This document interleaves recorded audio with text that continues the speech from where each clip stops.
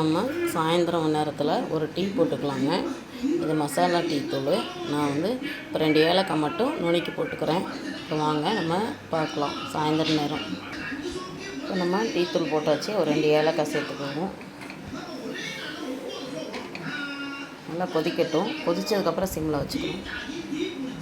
இப்போ டீ கொதிச்சிட்ருக்கு பாருங்கள். அதில் நம்ம சர்க்கரை சேர்த்துக்கலாம். நான் ஒரு முக்கால் ஸ்பூனு 2 தடவை சேர்த்துக்கிறேன்.